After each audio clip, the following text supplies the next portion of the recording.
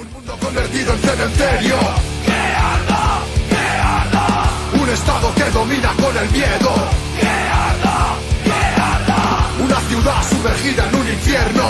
¡Que arda! ¡Que arda! Se haga la luz y que venga un mundo nuevo y un futuro mejor cuando se apagó el fuego.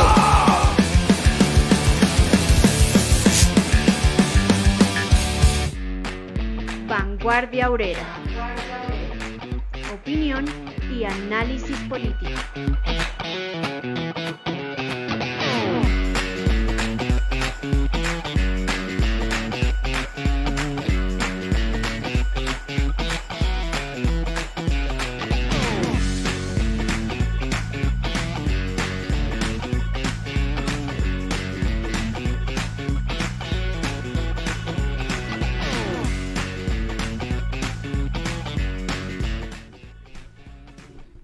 Muy buenas noches, los estamos saludando en esta su emisión de Vanguardia Obrera. Hoy, nuestro programa número 129, estamos en compañía del equipo técnico que nos está haciendo posible esta transmisión, y para la mesa de trabajo tenemos hoy la presencia de la compañera Adela. Compañera, muy buenas noches. Gracias, Ricardo, buenas noches al equipo técnico y a todos los seguidores que ya están conectados a este programa. Perfecto, el compañero José no nos puede acompañar, está con unos problemitas de salud. Desde aquí lo estamos saludando para que ojalá pronto esté recuperado y podamos contar con él nuevamente en la mesa de trabajo. Hemos invitado hoy al compañero Leonardo para que nos acompañe también y nos comparta algunas de sus ideas. Muy buenas noches, compañero Leonardo. Buenas noches, Ricardo, Adela, buenas noches, equipo técnico y a todos los que nos escuchan en este momento. Perfecto, hoy vamos a trabajar el tema conflictos internacionales y preparativos de guerra imperialista. Bienvenidos. Han transcurrido 15 días del año 2024 y los imperialistas no dan tregua en sus tropelías. La guerra contra el pueblo palestino no ha parado ni un solo día desde que inició. Estados Unidos bombardea Yemen y misiles lanzados por Corea del Norte muestran que los imperialistas continúan preparándose para superar la crisis económica mundial, destruyendo fuerzas productivas sin miramiento. Los trabajadores tenemos que estar atentos a estos problemas y movilizarnos contra los que pretenden destruir la vida misma. Bienvenidos a nuestra emisión 129 de Vanguardia Obrera.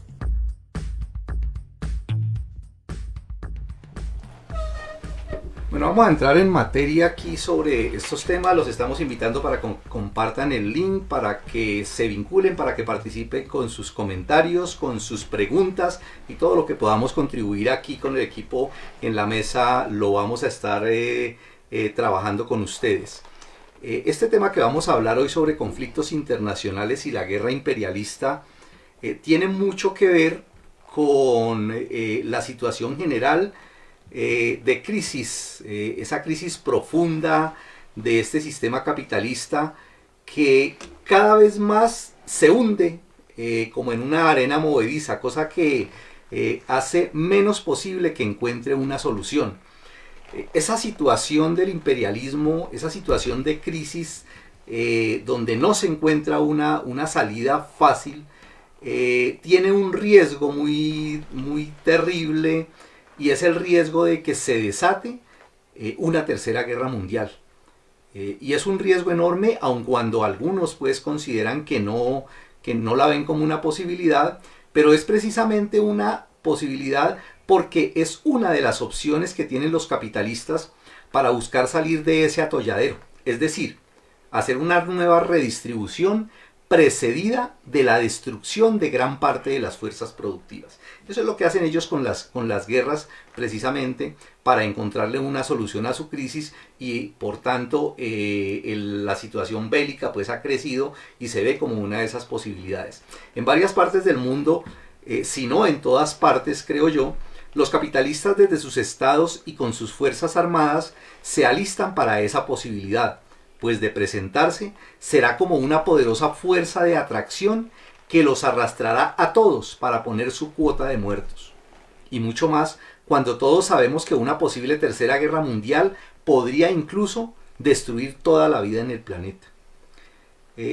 Pero en toda esa situación hoy hablaremos de 3 zonas neurálgicas donde la máquina asesina imperialista está ensañada, masacrando pueblos y poniendo a prueba parte de su nuevo arsenal. Hablaremos de los recientes bombardeos en Yemen, relacionado también muy estrechamente, como veremos, que está con la situación en Palestina, y miraremos también cómo está la situación, cómo va la evolución de la guerra en Ucrania. Pero claro, al lado de estos 3 escenarios de guerra, donde sabemos que hay miles de muertos inocentes y una enorme destrucción, no podemos dejar de lado los movimientos de guerra que se siguen presentando en otras partes, como los misiles en las Coreas o los ejercicios militares de China o las guerras macabras que tienen padeciendo a los pueblos en Burkina Faso, en Etiopía, en Somalia, en Sudán, en Myanmar, en Nigeria, en Siria y en muchas otras partes del mundo, como por ejemplo los movimientos de buques y tropas recientes que hemos conocido en la vecina Venezuela. Esta situación es terrible, incluso según el señor Magnus Oberg, que es el director del Departamento de Investigación de Paz y Conflictos, dijo él recientemente, pues en una declaración, lo siguiente: dijo, el número de conflictos ha aumentado y el número de muertos relacionados con combates aumentó en un 97% solo en el 2022, con un aumento de más del 400% desde el inicio de la década del 2000. Esa es la situación que estamos viviendo en el mundo. Entremos en materia entonces. Invito a la compañera Adela, que nos tiene su reflexión y sus comentarios, particularmente sobre lo que está sucediendo en Yemen. Gracias, Ricardo. Bueno, vamos a tratar de hacer un análisis y un recuento de qué es lo que está pasando efectivamente en Medio Oriente, donde el conflicto se está agudizando luego de los bombardeos por parte de Estados Unidos y del Reino Unido a Yemen. Este fue un ataque que inició el 11 de enero, la noche del 11 de enero. Estados Unidos y Reino Unido bombardearon el norte de Yemen con el argumento de que iban a garantizar la navegación segura en el Mar Rojo para el comercio internacional.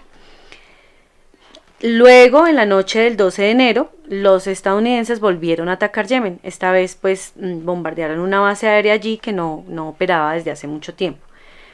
Fueron entonces ahí 2 días consecutivos por parte de Estados Unidos, por lo menos, en que lanzaron bombardeos selectivos contra posiciones de los rebeldes hutíes. Y ellos hicieron todo esto a pesar de los llamamientos de diferentes países de Oriente Medio, incluso también de la ONU, porque de todos modos existe el temor de que estos ataques deriven en una guerra en toda esta región.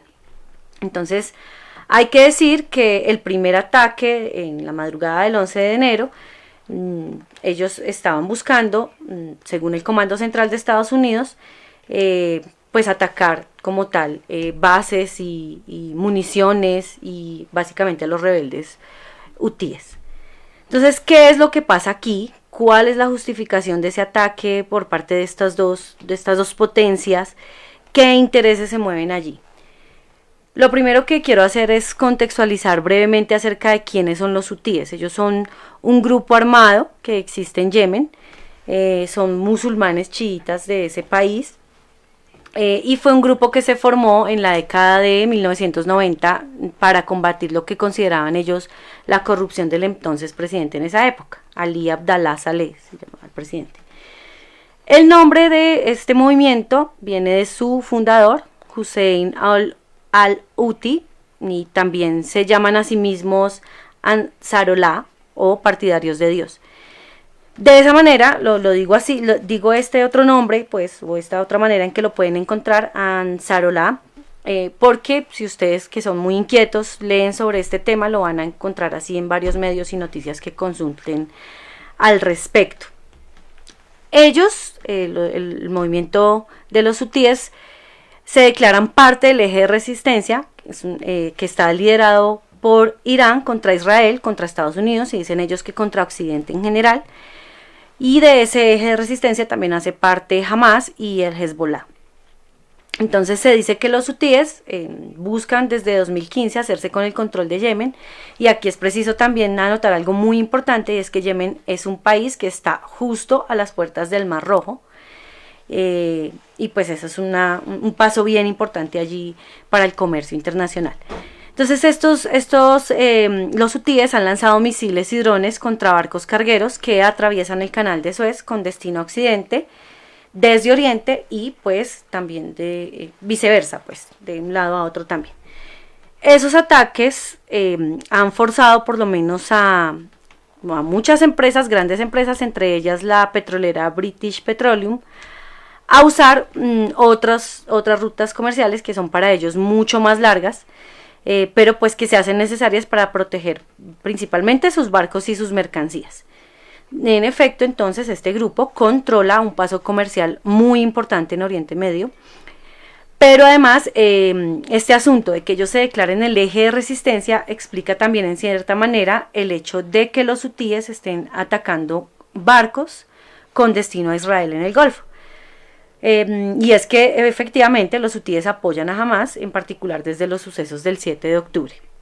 Y de hecho, este movimiento desde el 19 de noviembre había anunciado ya que iba a atacar cualquier barco relacionado con Israel como respuesta a los ataques israelíes en la Franja de Gaza. Y llamó incluso a otros países a retirar sus tripulaciones de esas embarcaciones y a que no se acercaran a ellas en el mar. Entonces principalmente han atacado pues barcos como tal, pero pues no como tal a las tripulaciones. Ante esto, el 18 de diciembre, ante ese anuncio que ellos habían hecho desde noviembre, el 18 de diciembre el Pentágono anunció una nueva operación multinacional que llamaron ellos Guardián de la Prosperidad. Esa operación cuenta con la participación de más de 20 países para hacer un frente conjunto a los desafíos de seguridad, dicen ellos, en el sur del Mar Rojo y del Golfo de Adén. Y también pues para garantizar poder navegar con libertad y transportar sus mercancías, y dicen ellos que reforzar la seguridad y la prosperidad regional. Ese es el argumento pues como tal de Estados Unidos y del Pentágono frente a esa operación. Entonces seguramente estos ataques desde el 11 de enero corresponden a esa operación multinacional anunciada, en los que según la Fuerza Aérea de Estados Unidos fueron bombardeados 60 objetivos en 16 sitios diferentes, incluidos puestos de mando y control hutíes. Según ellos también fueron objetivos las municiones, los sistemas de lanzamiento, instalaciones de producción, bueno, en fin. Y para eso utilizaron más de 100 municiones guiadas de precisión, pues de diversos tipos. O sea, un buen armamento allí. Y a su vez el CENTCOM, el Comando Central, dejó claro que Estados Unidos lanzó esos ataques en coordinación con el Reino Unido, pero no fue solo con el Reino Unido, también contaron con el apoyo de Australia, de Canadá, de Países Bajos y de Bahrein, que es un país que abarca alrededor de 30 islas en el Golfo Pérsico y que además tiene también una posición bien importante, se encuentra en el centro de importantes rutas de comercio incluso desde la antigüedad. Es preciso decir también que Biden declaró que ese ataque representa una represalia a los ataques de los hutíes contra buques internacionales en el Mar Rojo. Bueno, ante todo este asunto que empieza a suceder desde el 11 de enero, pues todos empiezan a pronunciarse. En el caso de Irán, equipara esos ataques con una declaración de guerra y textualmente dice que el ataque de Estados Unidos y del Reino Unido contra Yemen constituyen una burda violación de la soberanía de ese país, del derecho internacional y de la Carta de las Naciones Unidas. Hablan allí del artículo 41 y 48 en particular, y que equivale a una declaración de guerra al pueblo de Yemen. Esa es lo que básicamente anuncia Irán. También el movimiento de los hutíes catalogó pues este ataque como de barbarie terrorista, una agresión deliberada e infundada. Está también la lectura del representante de Teherán ante las Naciones Unidas, y es que es una agresión que evidencia que Israel logró involucrar a Estados Unidos en los enfrentamientos regionales. Y bueno, yo creo que Esto nosotros lo sabíamos desde el principio de la agudización del conflicto. Estados Unidos siempre ha estado detrás del genocidio de Palestina, de ahí la consigna de que Israel asesina y los yanquis patrocinan. Y también pues responden a su vez a los ataques por parte de los hutíes a los barcos que llevan suministros a Israel por el estrecho de Bab el-Mandeb. Es una vía estratégica que conecta el Golfo de Adén con el Mar Rojo y también es la puerta de entrada al Canal de Suez. Entonces es un lugar bastante estratégico. Ante todo esto también se pronunció el movimiento rebelde yemení. Los hutíes pues informaron que los estadounidenses y británicos lanzaron 73 ataques con misiles guiados, causando 5 bajas mortales a sus fuerzas y otros combatientes que resultaron heridos. Y por tanto pues ellos anuncian que detendrán sus operaciones en el estrecho de Bab el-Mandeb hasta que inicie libremente la entrega de ayuda humanitaria a los palestinos en Gaza. Y bueno, de todos modos ya los países árabes y musulmanes habían advertido pues en diversas ocasiones, como ya lo había dicho Estados Unidos, que ese apoyo incondicional a la operación militar, a la incursión por parte de Benjamín Netanyahu en la Franja de Gaza, iba a tender a la expansión del conflicto en toda la región. Y es prácticamente lo que está pasando. Entonces así están las cosas en Medio Oriente. Hay que ver también que de todos modos por este lado también la cosa está prendida. Biden ha sido criticado por parte del Congreso de Estados Unidos. Un grupo de legisladores se mostró pues en desacuerdo, mostró su descontento con esa decisión de lanzar ataques aéreos contra los hutíes. Y no por defender a los hutíes ni nada de eso, ¿no? Sino porque no solicitó la aprobación del Congreso y pues algunos generales, incluso retirados, dicen que eso puede arrastrar al país a una guerra. Entonces básicamente Biden se pasó por encima al órgano de poder legislativo, o sea, al Congreso, que según las leyes de ese país es el que tiene el derecho exclusivo de autorizar implicaciones militares de Estados Unidos en cualquier conflicto internacional. Y por tanto, cualquier presidente, sea el que sea del partido que sea, les debe pedir aprobación. Y pues eso no lo hizo Biden. Del otro lado, pues también ya se desarrollan acciones de movilización.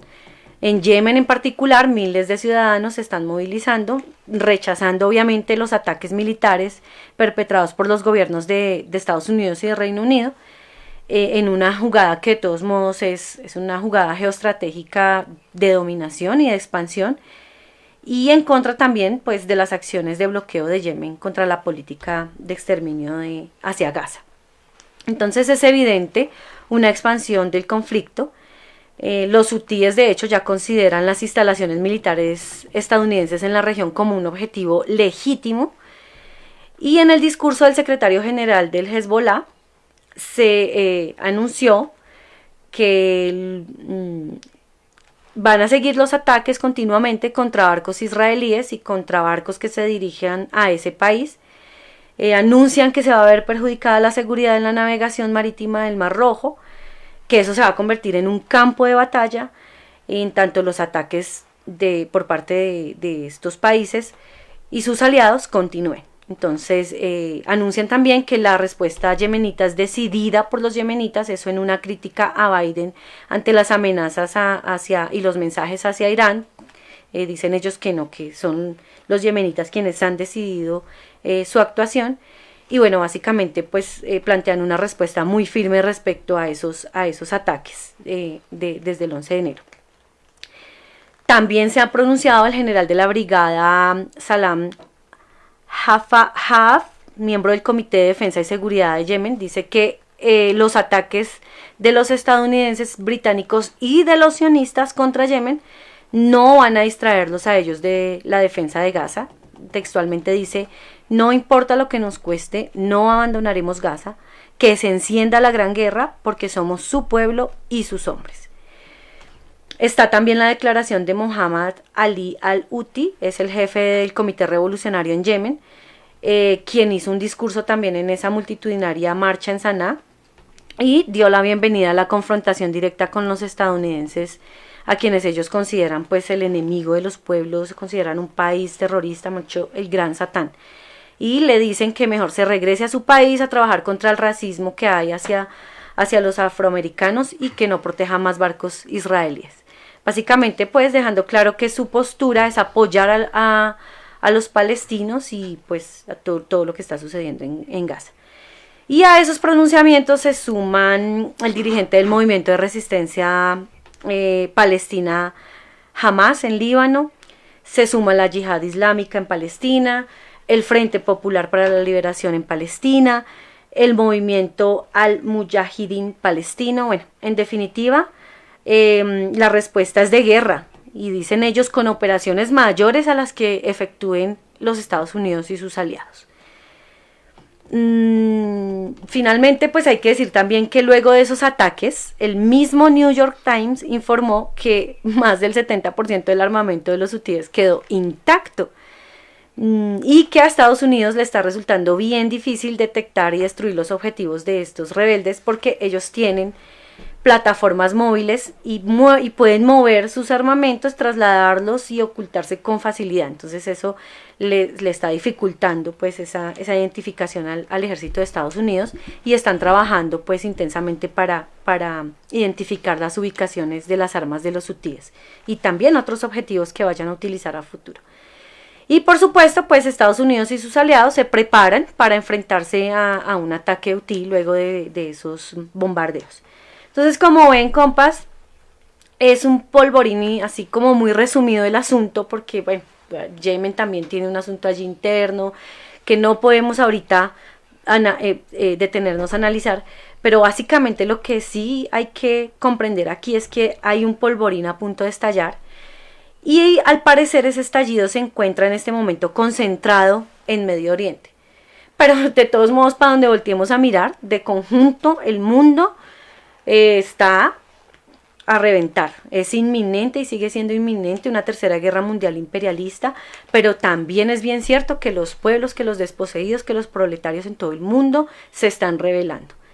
Si hay algo que detenga a las potencias imperialistas de desatar como tal ya la guerra, es que no le puedan sacar provecho a eso, es que no vayan a obtener beneficios. De resto, no es sino, como decimos popularmente, no es sino que aprieten el botón. Entonces ese es el panorama en este momento de esos conflictos allí en Medio Oriente.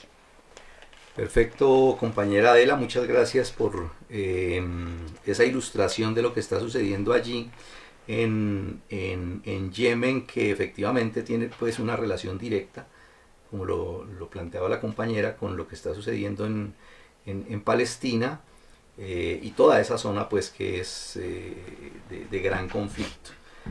Aquí en el chat estamos viendo pues ya varios compañeros que se reportan con sus opiniones y queremos saludarlos. Saludamos a Carlos Ramírez, a Luis Alfonso Cepeda de Sinaltralipal, Cali, a los compañeros de Sintraminergética California, a María Elena, a Daniela de Sinaltrascop, a Karen también, a Isaías Blanco, a Rodrigo Giraldo, a Jesús Eduard Muñoz, a Patricia Olaya, P. Gonzalo Mao, dice otro, y Carlos Mario Cardona, que nos comenta pues que tal vez hay algunos problemas de transmisión y sonido. Es la única persona que nos ha reportado eso. Esperamos pues que si otros compañeros advierten también eso, nos lo comenten. Hasta el momento no hemos pues registrado pues errores ahorita en la transmisión. Esta situación que estamos comentando, que estamos mirando aquí, de guerra que hay en el mundo, efectivamente se va agudizando, ¿no?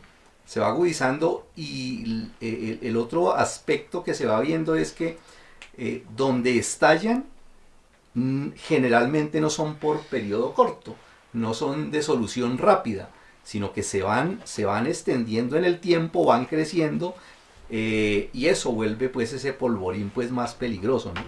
Y una de las situaciones pues, y una de las guerras de agresión que llamó la atención el año pasado y que este año continúa, y es sobre lo que queremos invitar al compañero Leonardo para que nos comente, para que nos comparta algunas de las ideas y de lo que él ha podido estudiar sobre esto, es lo que está sucediendo en estos momentos con el pueblo palestino. ¿Cómo está esa situación? Miremos, por ejemplo, en primer término, cómo está el tema de las cifras que nos pueda compartir para hacernos a una idea de cómo ha sido esa evolución. Gracias, Ricardo. Sí, sobre las cifras que se están manejando actualmente en Palestina, hay que decir que para el 15 de enero se cumplió el día 101 de la agresión israelí contra Palestina, es decir, contra la Franja de Gaza principalmente, pero también contra Cisjordania y Jerusalén. Entonces, las cifras siguen siendo aterradoras. Según el boletín de la Embajada del Estado de Palestina de Buenos Aires, la ocupación sionista ha asesinado desde el 7 de octubre de 2023, que inició esta nueva escalada del genocidio que inició realmente en 1947. Los asesinatos han sido de 24.451 personas y ha dejado a 67.572 heridas. Este dato no es completo realmente porque apenas se puede contabilizar los cuerpos que llegan a los hospitales, es decir, los cuerpos que los sionistas entierran en fosas comunes, los cuerpos que quedan bajo los escombros, desmembrados, etcétera, no pueden ser contabilizados oficialmente, es decir, que la cifra es mucho mayor, la cifra real. Ahora, hay un total de 10.400 niños asesinados, 7.100 mujeres y 695 ancianos. Entonces, estamos hablando también de 8.000 desaparecidos, la mitad de ellos, es decir, 4.000 son niños. Sí, realmente son cifras que lo más terrible que hay en este tema de las cifras, y lo miramos pues en todas las guerras, es como eso ya se volvió costumbre, ¿no? Ya como que no escandaliza pues a la gente, y como que se volviera parte del diario vivir, y eso es uno de los aspectos pues que hay que combatir fuertemente y hay que aprender a ver que nosotros no podemos pues tomar eso como algo normal, como algo parte de la vida, parte del mundo, como si fuera ya algo decretado pues, y que no podemos transformar, ¿no? Porque además de eso es una población que, como lo decía Leonardo, viene desde el 47, ¿no? ¿Sí? Una situación terrible que se ha agudizado allá, y que tiene a la gente también, no solamente ahorita, sino desde antes, viviendo en condiciones inhumanas, deplorables, como en los temas pues de vivienda, de servicios públicos, que es también una situación terrible pues en ese aspecto, ¿no? Terrible, muy terrible. El Estado sionista de Israel continúa a la fecha con el bloqueo de la entrada de alimentos, de agua, de medicamentos, de combustible, de gas para cocinar y en general de toda la ayuda humanitaria. Son tan desgraciados que cualquier tipo de ayuda la toman como algo militar. Por ejemplo, el combustible que es necesario para que funcionen las plantas de generación de energía, ¿sí? Ellos dicen no puede entrar combustible porque eso evidentemente puede ser usado por la resistencia para atacar nuestras tropas, cuando realmente lo que se necesita en Gaza es electricidad para que funcionen los hospitales y demás redes pues, de ayuda. Para el día de ayer, por ejemplo, se detectó un bloqueo general de las comunicaciones, incluyendo internet, que ya completaba 72 horas en la Franja de Gaza, lo que limita el conocimiento de lo que está sucediendo en terreno. Ahora, sobre vivienda. Las demoliciones de las casas del pueblo palestino son constantes. En Jerusalén hay más de 15.000 órdenes de demolición de casas de familias palestinas. Y ante eso, el Estado ocupante israelita da 3 opciones. Una es que la familia haga la demolición de su propia casa. 2, que paguen la demolición, imagínense, uno pagar para que le tumben la casa. O 3, que el ejército genocida de Israel les tumbe las casas, que es finalmente la opción pues que más están condenados a tomar la mayoría de estas familias. En todo Palestina ya está destruido el 60% de todas las unidades de viviendas civiles, y el 85% de la población fue desplazada por la fuerza, es decir, 1.93 millones de desplazados, ya casi 2 millones de desplazados, y de ese total el 15% padecen capacidades diferentes o discapacidades, condiciones de salud, etc. Y ahorita, antes pues de entrar al programa propiamente, hablábamos aquí y comentábamos de cómo todo esto que están haciendo, lo están haciendo a nombre de la democracia, a nombre de la libertad, a nombre de defender esta sociedad, como si Occidente y como si los países pues europeos fueran el ejemplo pues de la democracia, e incluso me llamaba la atención el tema del periodismo, ¿no? Porque decíamos pues de cómo hay tanto periodismo en favor de toda esta masacre que se está dando allá, y mencionaba precisamente el compañero un tema precisamente de los periodistas, ¿no? Sí, por ejemplo, lo que usted decía es correcto. Estados Unidos y la Unión Europea patrocinan el genocidio que comete Israel contra el pueblo palestino, eso es completamente claro. Y ellos, que son dizque los defensores de la libertad de prensa, de la libertad de expresión y demás, alimentan un genocidio en el que ya han sido asesinados por los sionistas 112 periodistas. Y además de eso, también la situación en la que vive el pueblo palestino, en una guerra que la llaman guerra, pues, pero realmente es un asesinato en masa lo que se está presentando allá, donde incluso ni siquiera se respetan las posibilidades del trato pues a la condición de la gente que está en calidad de refugiados, que están en los hospitales, que están en condiciones de hambre, ¿no? Sí, eso es correcto. Por ejemplo, los bombardeos sobre los campos de refugiados son continuos, ¿no? Como el que sucedió hace unas horas en Jabalia. Y la excusa de los sionistas es que allí pueden estar militantes de Hamás, por lo tanto, es legítimo el bombardeo, ¿sí? Para esa horda pues, de asesinos. Los hospitales están colapsados, el personal de la salud trabaja con las uñas, están haciendo amputaciones sin anestesia, porque el Estado genocida de Israel no permite el ingreso de insumos básicos, y han resultado asesinados 326 miembros del personal de salud y otros 35 que corresponden al personal de defensa civil y rescate. Eso hablando pues del tema de la salud. Ahora el hambre se está devorando literalmente a Palestina. Hay campos de refugiados donde no hay comida ni agua. En los videos se ven las larguísimas filas que tienen que hacer la gente que ha sido golpeada para recibir un plato de comida o nada saludable, simplemente pues para lograr llenar el estómago. Ahora los desplazados no tienen ropa de invierno, y en estos momentos en la franja hay temperaturas entre los -5 y los -12 grados centígrados.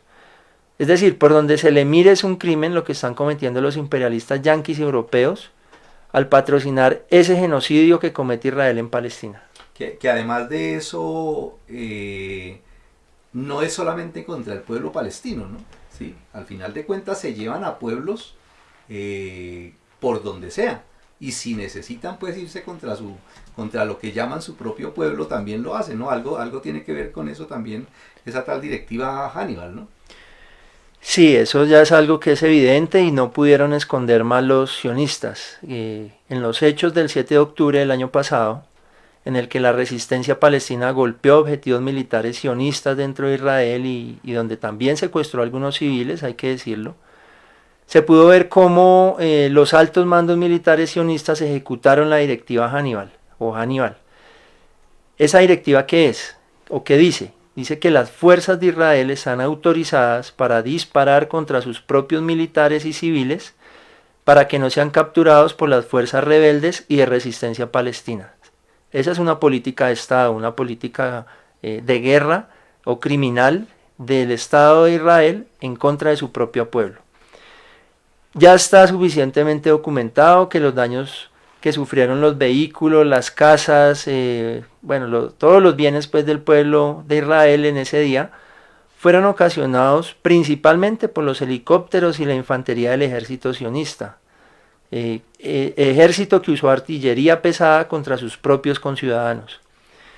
Eso de la directiva Hannibal, sumado a que Netanyahu no autorizaba el cese al fuego y con eso pone en peligro las vidas de los secuestrados, abrió un boquete de protestas en el propio Israel contra el gobierno asesino de Netanyahu, encabezado por los familiares, esas protestas encabezadas pues por los familiares de los secuestrados.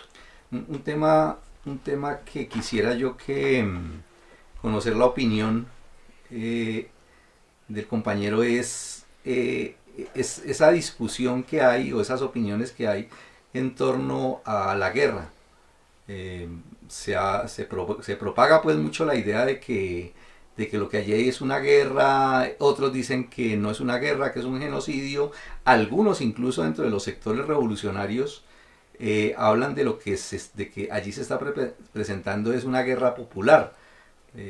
¿Cuál sería la opinión pues suya con respecto a eso? Lo que sucede en Palestina actualmente es un genocidio, y no actualmente, ya desde el 47 hasta nuestros días es un total y completo genocidio. ¿Y por qué? Podemos ver, de un lado pues está el Estado artificial de Israel, con miles de millones de dólares invertidos en el negocio armamentístico, con sus agencias criminales de inteligencia, bajo el mando del imperialismo yanqui, tienen como objetivo militar a civiles desarmados e instalaciones no bélicas, como escuelas, hospitales, campos de refugiados, etcétera. Bueno, todo lo que ahorita ilustré. Eso sin duda es un genocidio. Están actuando fuerzas militares muy bien dotadas, pertrechadas, en contra de civiles. Y de otro lado está el pueblo palestino, que durante muchos años resistió con piedras, pero que ya ha logrado organizar la resistencia de unos cuantos grupos armados que con un bajo presupuesto, con el apoyo de las masas, repelen esa embestida de los sionistas, ¿no? Y que han tenido grandes logros en cuanto a bajas de militares y destrucción de tanques, de drones, de retroexcavadoras, entre otros objetivos contra el ejército sionista ocupante. Es una forma de guerra popular. ¿Y por qué es una forma de la guerra popular? Porque evidentemente son un sinnúmero de operaciones ofensivas en una guerra defensiva, ¿sí? o defensiva activa y operaciones envolventes, como lo dijera bien Engels, y también de operaciones ofensivas contra las ya golpeadas fuerzas militares sionistas. Es una forma de guerra popular. Lastimosamente, la política que predomina en Palestina es el panislamismo, o la ideología que promulga por la construcción de un Estado islámico o un califato. ¿Es una guerra popular? Sí, pero aún no es una guerra revolucionaria. Y para ello, pues debe estar dirigida por un partido comunista, marxista, leninista, maoísta, que oriente la lucha armada hacia la construcción de una Palestina socialista. Y esa es la tarea de los comunistas, no solo en Palestina, sino de todos los pueblos y naciones árabes, la instauración del socialismo en esa zona del planeta Tierra. Sí, es un tema que vale la pena estudiar, que vale la pena profundizar, porque esa caracterización que se da de lo que está sucediendo determina el actuar, determina la posición que se adopta frente a un conflicto, frente a lo que está sucediendo pues en estos momentos, en este caso concreto lo que está sucediendo en Palestina, ¿no? Entonces sí es bien importante tener claro eso, ¿no? Porque hablamos de que es una guerra y podemos decir, como lo dice Leonardo, efectivamente hay una guerra popular, pero también se dice no hay una guerra, es un genocidio, ¿no? Uh-huh. Entonces es bueno, ahora, cuando uno establece una diferenciación radical entre eso, generalmente tiende pues a llevar las cosas a los extremos, y la caracterización es más un análisis de lo que está sucediendo ahí realmente, ¿cierto? Porque es un pueblo, ¿no? Es la masa participando, es la masa, incluso parte armada, pues lanzando pues y resistiendo y respondiendo a una agresión pues violenta, desproporcionada, ¿sí? Pero es un tema que no lo vamos a evacuar ahorita, no lo podemos, el tiempo pues no lo da, pero sí es muy interesante lo que nos expone el compañero en ese sentido, porque hemos visto hablando del movimiento revolucionario, desde fuerzas revolucionarias que defienden a ultranza absoluta, totalmente, lo que está sucediendo allí, y dicen que eso es una guerra revolucionaria, que es una guerra popular, y que hay que caracterizarla de esa manera, ¿no? En ese asunto, pues, hay que andar muy con cuidado, ¿no? Allí no hay un partido comunista, marxista, leninista, maoísta, efectivamente dirigiendo lo que está sucediendo allí, ¿cierto? Y el aspecto más importante que sí hemos destacado los revolucionarios en eso es que fundamentalmente allá lo que se está dando es un genocidio. Y eso es lo más importante que hay que destacar en estos momentos. Allí lo que hay es un genocidio, es un asesinato en masa, ¿sí? A un pueblo donde se ha construido un apartheid pues desde su mismo surgimiento, donde se les está masacrando, privando de la libertad, condenando pues al destierro, ¿sí? Y en esas condiciones no puede hablarse de una guerra, ¿sí? Como se caracteriza, ¿no? Pero es un tema que queda ahí sobre el tintero y que es importante que lo analicemos, ¿no? Efectivamente, en el periódico Revolución Obrera y en su portal hay artículos que han desarrollado también ese tema y que es importante profundizar en ello, ¿no? En ese orden de cosas, también en el chat pues encontramos la pregunta a la que todos tenemos que referirnos y pensar en eso, ¿no? ¿Cuál es el llamado entonces frente a lo que está sucediendo allí? ¿Qué debe hacer el pueblo? ¿Qué deben hacer allá? ¿Qué debemos hacer nosotros? Sí, eso es muy importante porque no basta pues con caracterizar lo que está sucediendo o mostrar nuestra indignación y no hacer nada más, ¿no? Hay que pasar a la acción. Todo lo que hemos hablado, todo esto son razones de peso para que el pueblo se movilice y apoye la justa lucha del pueblo palestino contra el genocidio, contra el apartheid, por la autodeterminación del pueblo en Palestina. Ya después de lo que podríamos caracterizar como las fiestas decembrinas, ya se retomó la actividad del pueblo en Colombia por medio de diferentes colectivos como el Comité Colombiano de Solidaridad con Palestina, en el que estamos participando activamente en las movilizaciones y plantones, como en el del pasado sábado frente a la embajada del ficticio Estado de Israel en Bogotá y en la tarde en la Plaza de Bolívar. A nivel mundial, las movilizaciones ya sobrepasaron las realizadas durante la invasión de los yanquis a Vietnam, en el que sufrieron una vergonzosa derrota en todos los frentes. El llamado es: no paremos de hablar de Palestina, no paremos de exigirle al gobierno de Petro que rompa relaciones con el Estado genocida de Israel, no paremos de exigir un alto al fuego, no paremos de movilizarnos en las calles ni de opinar en las redes sociales. Son varios frentes de lucha en los que tenemos por delante e inevitablemente Palestina vencerá y será un país libre, soberano y socialista. Perfecto, compañero, muchas gracias. Y el otro frente, la otra situación pues de la que hemos querido pues hacer algún comentario en el programa de hoy tiene que ver con lo de Ucrania. Precisamente hoy se está dando inicio a la cumbre del Foro Económico Mundial en Davos, Suiza.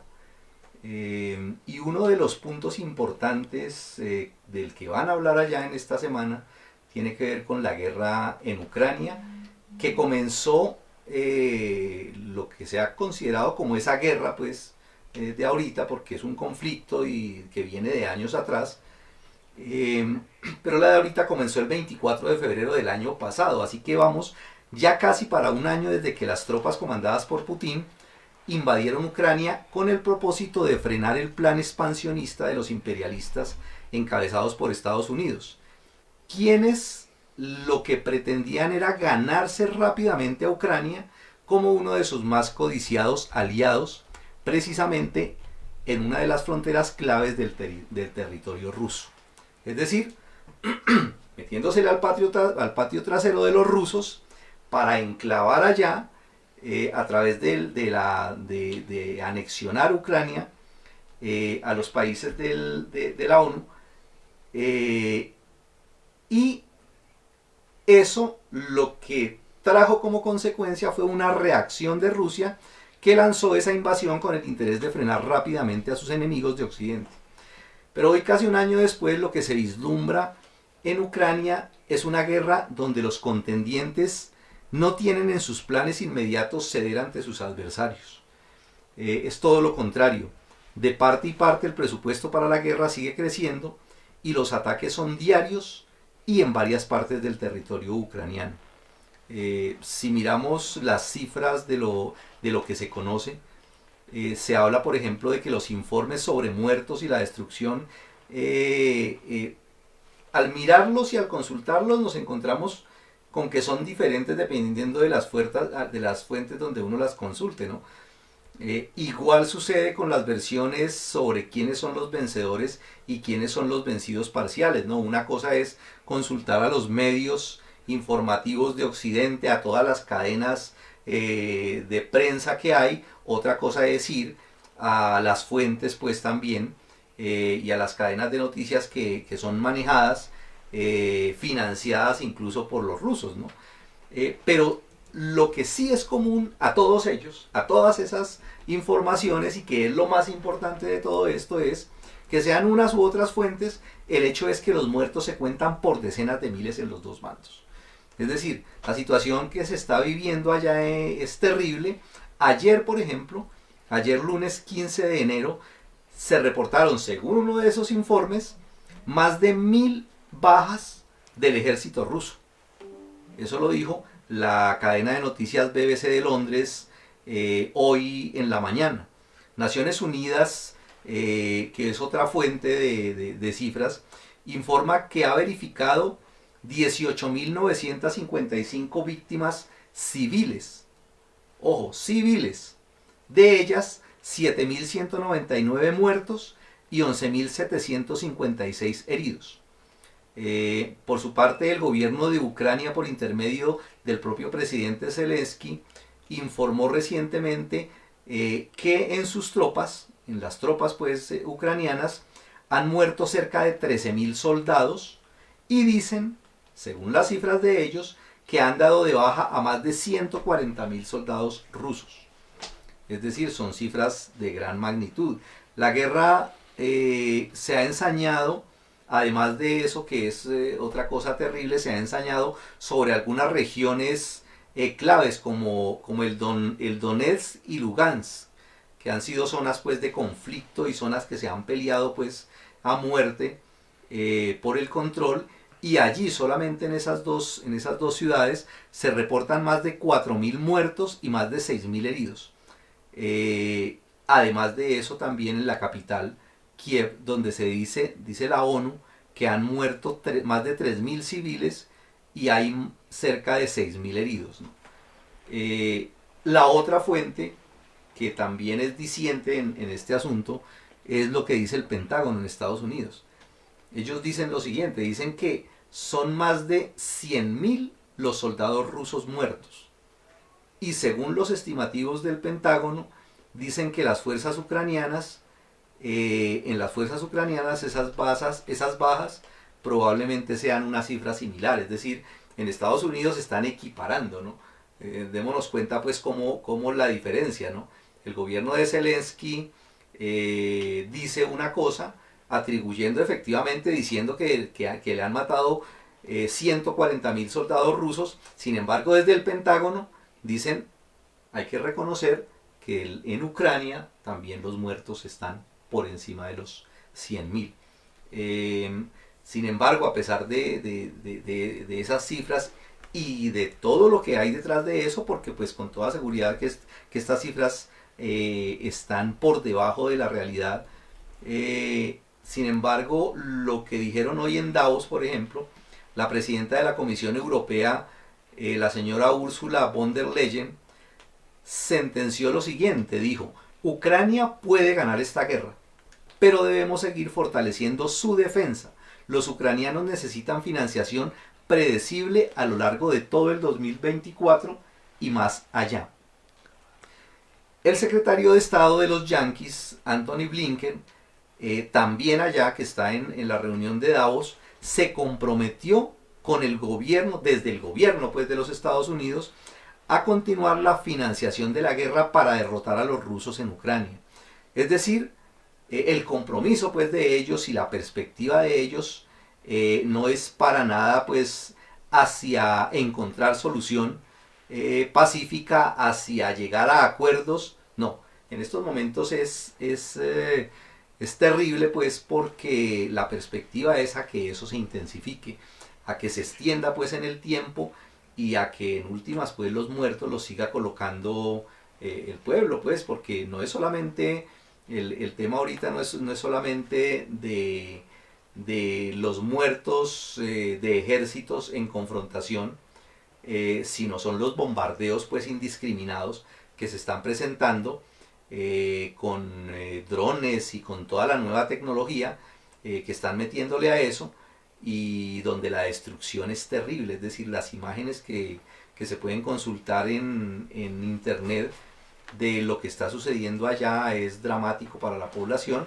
y como dicen varios compañeros pues en el chat, el imperialismo es eso, el imperialismo es guerra, el imperialismo es muerte, el imperialismo es destrucción, el imperialismo es arrasar con todo, y están dispuestos a acabar con todo si es necesario, con tal de alimentar su ego, alimentar su apetito insaciable de ganancia, a destruir a todo absolutamente si es necesario, pero no dejarse ganar la guerra.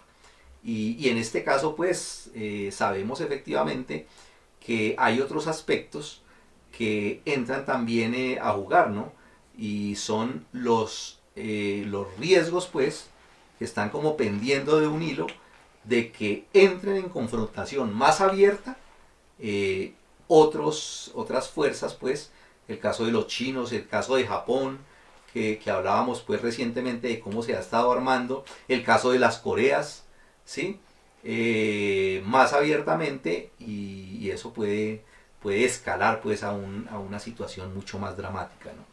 Es lo que podemos pues mirar ahorita en estos momentos de lo que está pasando allá en Ucrania, y que nos debe llamar pues a estar alerta y a precisar bien y a poder entender cuál es nuestro papel en esta situación, que no la sentimos directa que nos toque ahorita, pero que son pueblos, que son nuestros hermanos que están siendo víctimas de esas guerras fratricidas, y tenemos que ser parte de eso.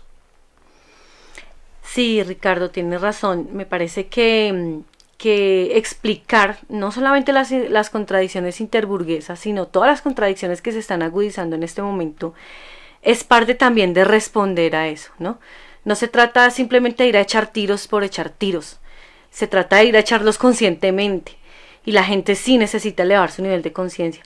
Seguramente habrán incluso algunos de los que nos escuchan muy conscientes, pero no somos esos 5, 6 o 10 o 100 los que haremos la historia, sino las masas, y a esas masas es a las que toca prepararlas, llevarles la conciencia y explicarles todo esto que efectivamente estamos haciendo en este programa. Entonces, la respuesta a los preparativos de guerra por parte de los imperialistas es amplia, ¿sí? Por un lado es eso, es elevar el nivel de conciencia. Está también la movilización de los trabajadores contra esos preparativos, rechazándolos y deslindando de cualquier bando imperialista, porque no se puede decir pues que los unos son menos, que los otros son hegemónicos y que los demás son únicos, y que no, con ningún bando imperialista debe estar el proletariado ni los desposeídos. Y además esa movilización incluye la preparación de los sepultureros de este sistema, en lo ideológico, en lo político, elevando su nivel de conciencia, y claro, también en lo militar. De otro lado está también la necesidad de la organización de vanguardia. Claro, el poder nace del fusil, pero el fusil lo manda la política, y sin organizaciones de vanguardia eso no va a prosperar. Entonces es necesario armar los partidos, construir los partidos comunistas en cada país como parte de la nueva internacional comunista. Y aquí sí, ¿qué le corresponde a los verdaderos, a los auténticos comunistas? Dar ejemplo de unidad, dar ejemplo en la lucha internacionalista contra esos preparativos de guerra mundial, de trabajar sin descanso por coordinar y unir esfuerzos para promover la lucha revolucionaria del proletariado en todos los países, contra la movilización de tropas y de armamentos y que utilizan en últimas ellos para las guerras reaccionarias. Deben ser ejemplo en adelantar acciones para construir un frente común con todas las fuerzas revolucionarias antiimperialistas, democráticas, incluso ambientalistas que se oponen a la guerra y al apoyo militar de los regímenes que son lacayos de las potencias imperialistas en todo el mundo. Deben también los auténticos comunistas rechazar y denunciar como traidores a todos estos oportunistas que a nombre del proletariado y de los pueblos del mundo apoyan a cualquier o a uno o a este o al otro bando imperialista. Y también deben apoyar sin descanso la lucha revolucionaria dirigida por los marxistas, leninistas, maoístas, como lo es en este momento la guerra popular en la India y otras guerras populares en Filipinas, en Turquía, bueno, estas que hoy son básicamente la vanguardia de la revolución proletaria mundial. Pero sobre todo es deber de los auténticos comunistas elevar la comprensión y la conciencia del proletariado mundial, con esa posición de rechazar la guerra imperialista, de no tenerle miedo, ¿no? Claro que no, sí, hay que armarnos y hay que prepararnos para eso. Y hay que impedirla con la revolución o hay que transformarla en guerra civil revolucionaria en caso de que se desate.